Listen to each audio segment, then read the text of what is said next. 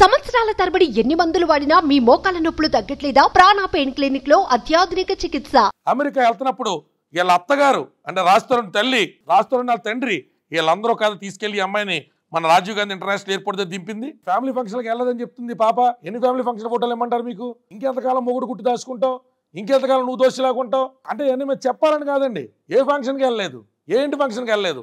వాళ్ళ చుట్టాలు తెలీదా? వాళ్ళ పెద్దమ్మలు తెలీదా? వాళ్ళ మామలు తెలీదా? వాళ్ళ తాతలు తెలియదు. ఎవరు తెలియదండి. 700 పైచీలకు ఫోటోలు మీకు సబ్మిట్ చేస్తాను మేడం నేను. ఎవరో తెలియదు. ఇంకా భర్త పరుగు పోతుంది, ఇంకా భర్త పరుగు పోతుంది. తర్వాత కూడా ఇంకా మీరు మాట్లాడలేదండి. అందుకే కార్ యాక్సిడెంట్ అయినప్పుడు నీ మీద నిందేసుకోవడానికి సిద్ధపడ్డావు నువ్వు. అదేంటండి కార్ యాక్సిడెంట్? మధ్యలో మనోడు తాగేసి చాలా చేష్టలు ఉన్నాయండి. మాట్లాడమని చెప్పండి. మీడియా ముందుకు మొన్న వచ్చి మాట్లాడేళ్ళాడుగా. అసలు చరిత్రలు ఏంటో మాట్లాడదు రమ్మని చెప్పండి. ఇలా ముద్దులు మురిపాలతో బాబులు చేసిన గ్రీటింగ్ కార్డులు ఏంటో కానీ మొత్తం చరిత్రలను బయట తెద్దు చెప్పని చెప్పండి. ఎవరి దగ్గర చెప్తాడు మేడం? ఆధారాలు ఉన్నాయో లేదు పోలీసు వాళ్ళని పిచ్చోళ్ళ ఎంక్వైరీ చేయకుండా కట్టడానికి చాలా ఇంకా తమాయించి కూర్చున్నామండి. మస్తాన్ సాయినోడు సంబంధం ఏంటండి? అసలు ఇది గేటెడ్ కమ్యూనిటీ. నీ గేటెడ్ కమ్యూనిటీలో రావాలంటే నువ్వు ఓటీపీ ఇస్తా తప్ప రావడానికి ఉండదు. లోపలికి రాలేరు అంటే నువ్వే పంపించావు మస్తాన్ సాయినోడిని. ఓనర్ ఒప్పుకుంటేనే కదా లోపల. కాల్ రికార్డింగ్ కూడా సబ్మిట్ చేశాను పోలీసు వాళ్ళకి. మీ అమ్మాయికి నేను తాగేసి చెప్పాను, క్షమించి నన్ను. నువ్వు ఒక్కదానివే కాదు కదా, మస్తాన్ సాయితో పాటు ఆ రోజు అందరూ ఉన్నాం కదా, మీ తమ్ముడు కూడా ఉన్నాడు. మరి ఎలా చెప్పావురా? ఆడత బాధలో కాకుండా ఇంకేమని తిడతదండి?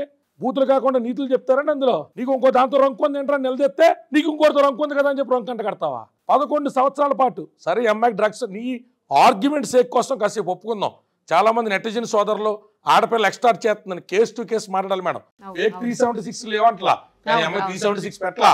అమ్మాయి అతని మీద రేప్ కేసు పెట్టలా, ఒక్క దొంగ ఎలిగేషన్ చేయలా.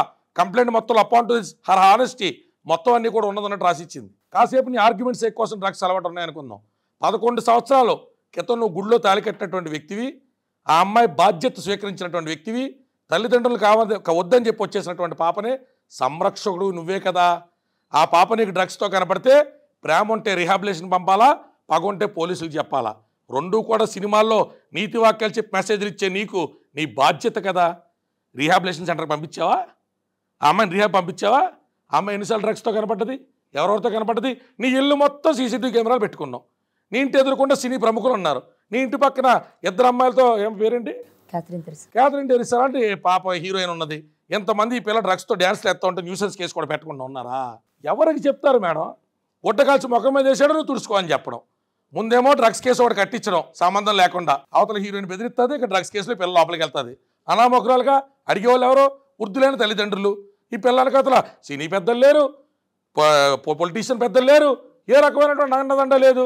వదిలి ఇంకా చంపేద్దాం అనుకున్నారు. పాప సంపలేదు సంతోషం. పోరాటం దేనికి చేస్తుందండి? ఫేమోని ఎవరికి ఫేమండి? ఈ పిల్లాడికి డబ్బులు పెట్టేటప్పుడు రోడ్డు మీద అడుక్కు తిని ఎదవాడు, కనీసం యూట్యూబ్లో కూడా స్టార్ కాదు.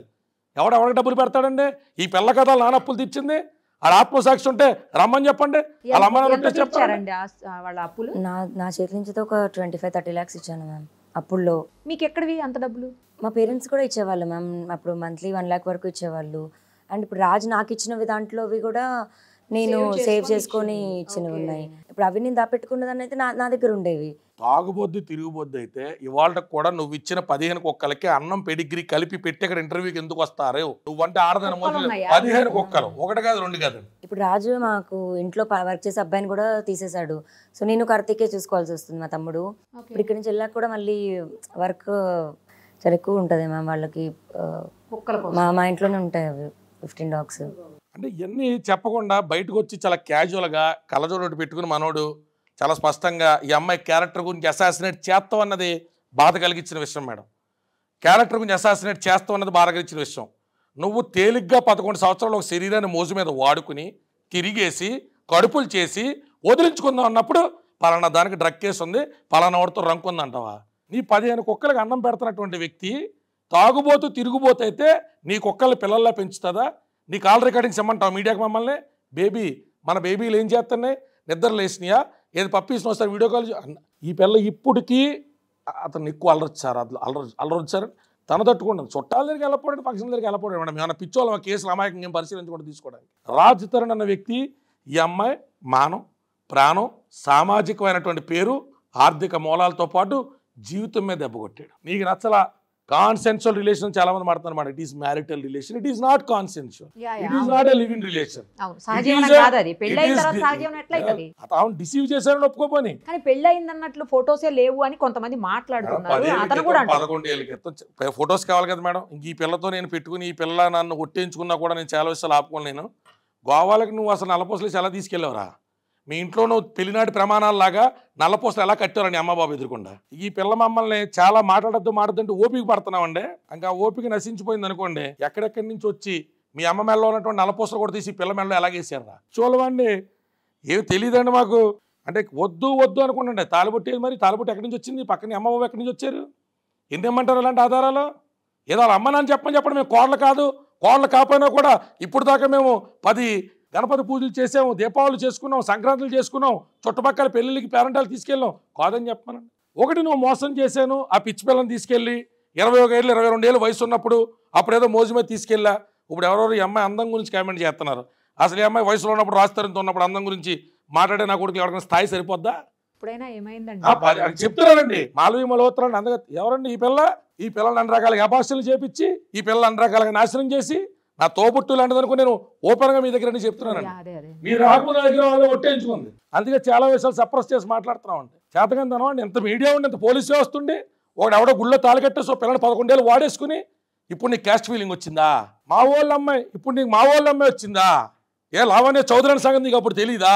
చాలా వద్దు వద్దు అంటే మేము కాంగా మాట్లాడట్లేదు మేడం. అన్ని టైం కూలంగా మేము మీడియాకి అలాగే పోలీసు వాళ్ళకి కోర్టుకి ఇవ్వాల్సిన ఆధారాలన్నీ ఇస్తామండి. ఇవాళ నీకు ఇంతకాలం తిరిగి వాడుకుని వదిలేసిన తర్వాత నీకు సేమ్ క్యాస్ట్ అమ్మాయి గుర్తొచ్చింది. నీకు మల్హోత్రా నెరమర్తి రాజ్ తరుణ్ గారికి మల్హోత్రా అమ్మాయి గుర్తొచ్చింది. ఇవాళ లావణ్య చౌదరి డ్రగ్ ఎడిక్ట్ అయిపోయింది. నీకు ఏం ఆధారం ఉందిరా నీ దగ్గర? తెలియదు. ఏం బ్లడ్ శాంపుల్స్ ఉన్నది తెలియదు.